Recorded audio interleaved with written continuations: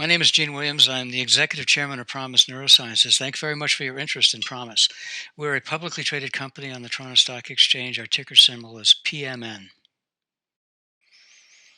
I'll be making some forward-looking statements.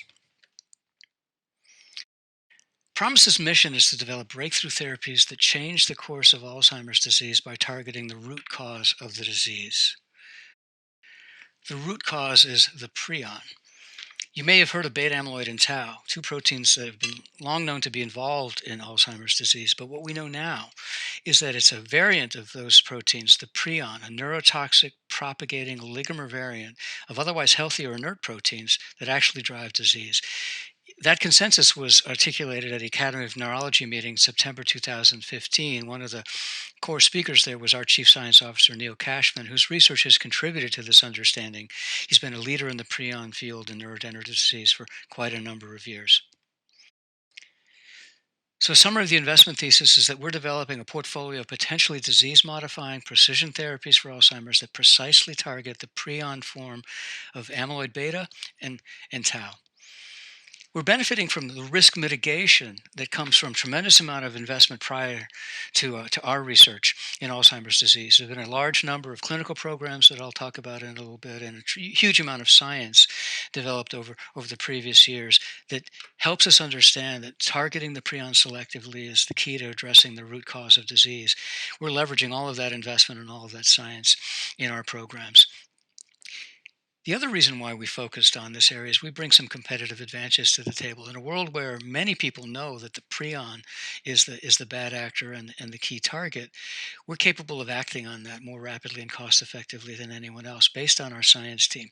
Our science team has devoted their entire scientific careers to figuring out how do you selectively target a prion variant, a disease-driving prion variant of an otherwise healthy protein, and come up with therapies that can stop the disease progression.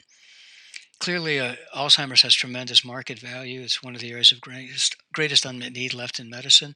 And we would expect that if we continue to be successful as we have over the last several months, we could be an M&A candidate in 3 to 5 years acquired by large pharma. Now, what I'll go through in the next few minutes is two sections. One, I'll talk a little bit more in detail about the science of Alzheimer's disease, but a great deal more detail is available on our website. And then secondly, I'll tell you about the status of our programs and the path forward. Let's start with a picture of Alzheimer's disease. Picture of three different brains. The brain on the left, CN, is a healthy, normal, or control normal brain with 100 billion neurons with synaptic connections. That white is all healthy, normal brain. If you contrast that with the brain on the right, AD, which is Alzheimer's disease, you see a lot of black space. That black space represents brain atrophy that came from billions of neurons being killed. The brain in the middle is MCI, or mild cognitive impairment. That's the first onset of symptoms. And what you can see is before symptoms ever arise, billions of neurons have been killed. The key point to understanding Alzheimer's first is Alzheimer's is driven by the progressive loss of neurons. As neurons in different portions of your brain are killed or die, you lose the function of those portions of the brain, and those progressive loss of cognitive function is the Alzheimer's that we all unfortunately have come to recognize. We know now the root cause that's driving that, and let me take you into what that is. Part of how we know the root cause is because of past programs. Those past programs started on a theory that was half right. Amyloid precursor protein exists in your brain. When it breaks down, it creates beta amyloid monomer, and that monomer aggregates into plaque. So beta amyloid exists in different forms in the brain, monomer and plaque. For a long time, people felt plaque was the bad actor. That was what was killing neurons. And a lot of the early drug development programs that were disappointing targeted either plaque or monomer. Here are a few of the results of those programs that helped us understand that there was a slightly different root cause. We needed to modify our approach to targeting the root cause of disease. Three programs, bapineuzumab from Pfizer and J&J, had no efficacy and side effects.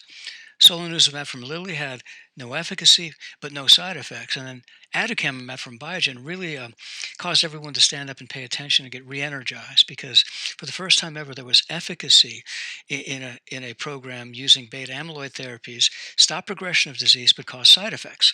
When you look at all those studies and others, the conclusion that came out was that drug candidates that target plaque cause side effects, candidates that target monomer were ineffective.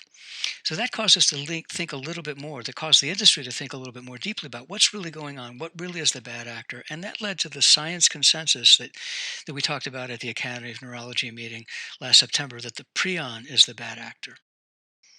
So here's the new science of Alzheimer's, the new understanding of what the real root cause of what driving disease.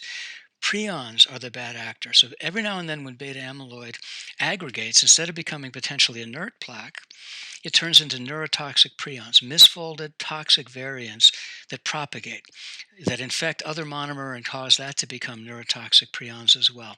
And again, the science references to some of this background for this material, for this science that I'm about to go through over the next couple of slides, is available on our website. Strongly encourage you to look at that if you'd like more detail. But the misfolding into neurotoxic prions is the catalyst that gets started on the process that leads to disease. Let me take you through a little bit more detail. It's really a three-step process of Alzheimer's disease progression. Step number one is the geographic spreading of neurotoxicity driven by amyloid prions. It starts in the lateral entorhinal cortex and the hippocampus, close to where the red arrow is pointing now, and then it spreads to the cortex on the outside. That's how you see the progressive loss of cognitive function. Beta amyloid prions catalyze tau pretons. In other words, beta amyloid toxic prions cause tau, which might otherwise be healthy, to become toxic. And then the two together, beta amyloid prions and tau prions together, kill neurons. Again, there's a tremendous amount of science that's been developed over the years, a lot of recent publications that are pointing to this three-step process, which is the root cause driving disease. The implications for product development, though, have become very clear. The critical mass of science and evaluating the clinical data that I showed you before, the disappointments from the past, tell us that what we need to do is develop therapies that selectively bind prions.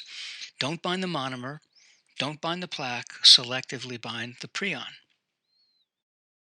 And that's precisely what ProMIS has done. We've recently announced product candidates against 5 targets that have shown so far the ability to selectively bind the prion form that we think that will make them a significant step forward over past therapies and hopefully very, very successful disease-modifying therapies. The key to our ability to do that and do it so rapidly and cost effectively is based on our primary competitive advantage, the ability to identify the correct prion epitopes. Now, what's an epitope? We're creating smart bombs that go after the prion in a very, very selective way. A smart bomb needs a homing beacon, something that it can home in on. Well, that's what an epitope is. An epitope is the part of a protein that's presented to the immune system that the immune system targets. In order to be able to very selectively attack prions with your therapy, you need to identify epitopes that are uniquely associated with the prion. And that's what our science team has spent their entire careers figuring out how to do. We have patented processes and a tremendous amount of know-how that enables us to do that more cost effectively than anyone else out there. In fact, in 10 months, less than 10 months from when we started down this path to today, we've made tremendous progress, going from identifying 6 prion targets, filing patents, creating product candidates, to initial screening and validation, the positive results of which we announced a short while ago. Going forward, what we'll be doing is further in vitro validation. It'll have 2 components. The first component is we'll be using cadaveric brain tissue from patients who died of Alzheimer's disease. What we'll try to show is that our products do in the laboratory with cadaveric brain tissue exactly what we want them to do in the brains of patients with disease, which is to selectively bind to the prion, leave alone the monomer, leave alone the plaque. The second thing we'll do is, if you recall, that's the 3-step process. It included propagation and neurotoxicity. Well, we use functional assays, mouse assays, in order to show that our products block neurotoxicity and they block propagation. Any of our products that have successfully gone through each of those processes will be very good lead candidates that are a very good bet to show benefit in the clinic, and we'll be taking them forward to do that. As I mentioned before, we'll be focusing on tau, trying to apply the same highly cost-effective and rapid processes to coming up with prion selective targets there. Where do we stand right now in our product portfolio? Talk mainly about Alzheimer's. The two targets against Alzheimer's are beta amyloid and tau. As we've discussed, we've announced some product candidates. We'll confirm over the next few months. We expect the results by Q3 or Q4 of binding with cadaveric tissue and functional assays. In addition, we have products against ALS. The two targets against ALS are SOD1 and TDP43. We already have three monoclonal antibodies that have been fully validated in vitro tests against misfolded variants of SOD1, which drive ALS. We're in active partnering discussions right now. In addition, we believe we may have the opportunity to strike a good partnering deal with large pharma down the road in 2017 for our Alzheimer's portfolio as we complete the validation of our beta amyloid products and potentially our tau products as well.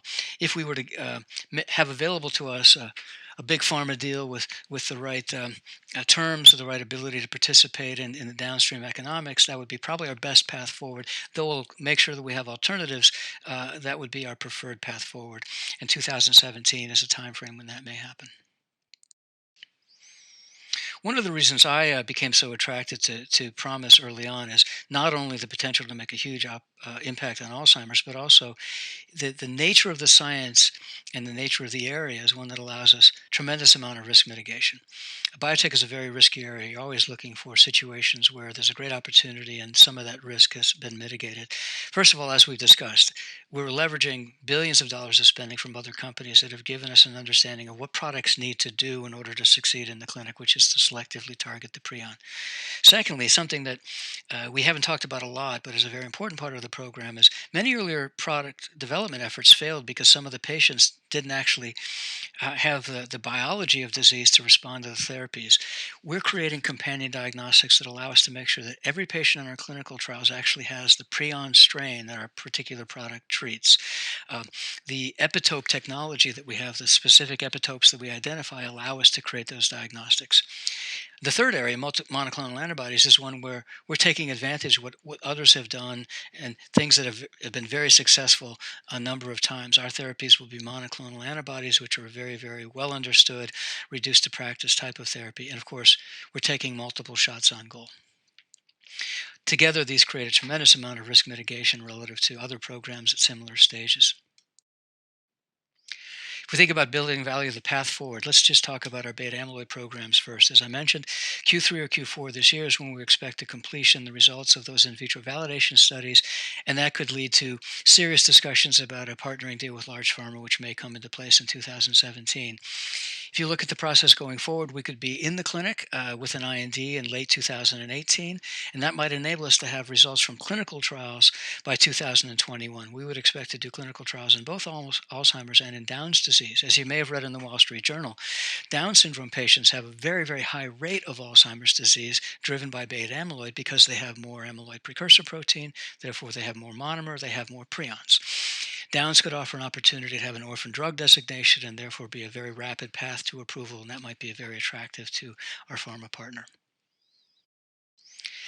It goes without saying, as the data on the slide show, that Alzheimer's is a tremendous area for value creation, both in terms of market value and in terms of the number of patients who could be benefited by therapy that really gets at the root cause of disease.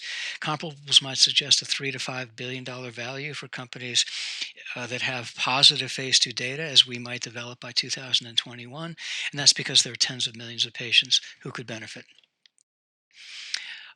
We have a very, very prestigious set of advisory boards who have been leaders in their field, both in the biotech industry and in research, both in the prion field and in Alzheimer's, and a very strong and experienced management team with decades of experience at large companies and in large academic organizations. Our science team, Neil Cashman and Steve Plotkin, are from UBC, which is the University of British Columbia out in Vancouver. From an investment perspective, for investors, we expect numerous catalysts over the near and the medium term.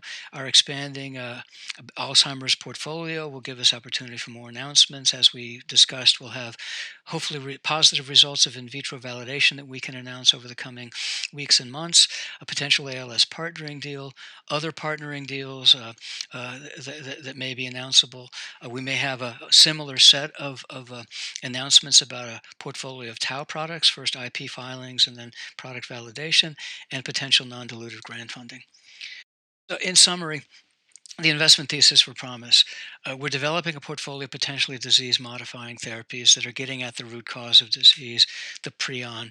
We know we have a high degree of confidence that the prion is the bad actor based on billions of dollars of spending and analyzing the results of clinical trials and a tremendous amount of accumulated science over the years.